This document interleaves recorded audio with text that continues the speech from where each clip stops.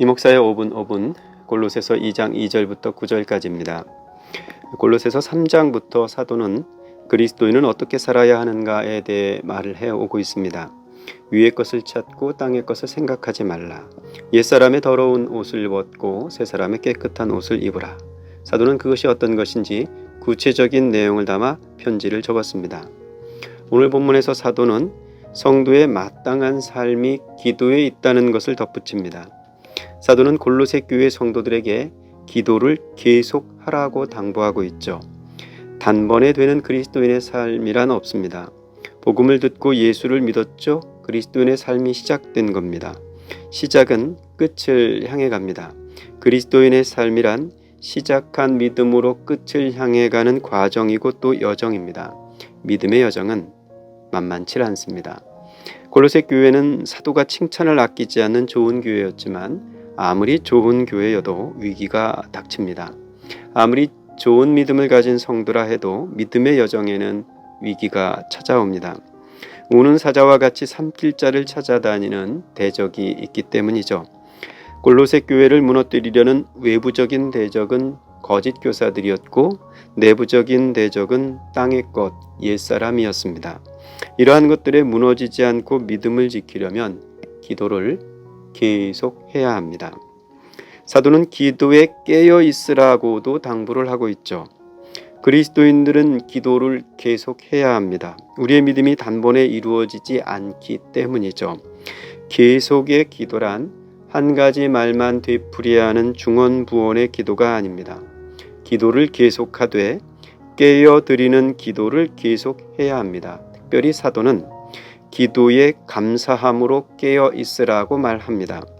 감사가 우리의 기도를 깨어 있게 합니다. 그리고 감사가 우리의 믿음을 깨어 있게 합니다. 2021년 달력이 이제 숫자 하나를 남겨두고 있습니다. 오늘과 내일이 지나면 우리는 새로운 한 해를 맞이하게 되죠. 지금은 지나온 한 해를 되돌아보는 시간입니다. 이 자리에 감사함으로 깨어드리는 기도가 필요하죠. 어려운 시절을 지났고 망가진 일상을 경험했습니다. 하지만 그게 전부는 아닙니다. 어려운 시절을 지나면서 우리는 우리가 만든 세상이 유토피아가 될 수 없다는 걸 깨달았습니다. 망가진 일상을 경험하면서 우리는 평범한 하루의 기적을 깨닫기도 했습니다. 더 빨리, 더 멀리, 더 높이 이를 외치며 평범한 하루를 희생했던 우리의 일상이었지만 실은 그 일상이 그 자체로 기적이고 은혜라는 걸 깨달은 겁니다. 그러니 코로나 빨리 끝나게 해달라는 기도만 할 것은 아닙니다. 헐떡이며 지나온 시절을 돌아보며 기도에 감사함으로 깨어 있어야겠습니다. 사도는 한 가지 기도를 더 당부합니다. 우리를 위해 기도해 달라는 당부죠. 사도는 골로새 교회의 기도가 필요한 사람이었습니다. 바울이 골로새 교회 성도들을 위해 기도했듯이 골로새 교회의 성도들은 사도를 위해 기도해야 합니다. 사도는 구체적인 기도 제목을 이렇게 적었습니다. 하나님이 전도할 문을 우리에게 열어주사 그리스도의 비밀을 말하게 하시기를 구하라. 내가 이 일 때문에 매임을 당하였노라. 교회의 성도들이 사도를 위해 기도해야 할 가장 중요한 내용은 복음입니다. 사도가 그리스도의 복음을 전할 수 있는 문이 열리도록 기도해야 합니다. 그래서 사도를 통해 그리스도의 비밀이 잘 전해질 수 있도록 기도해야 합니다.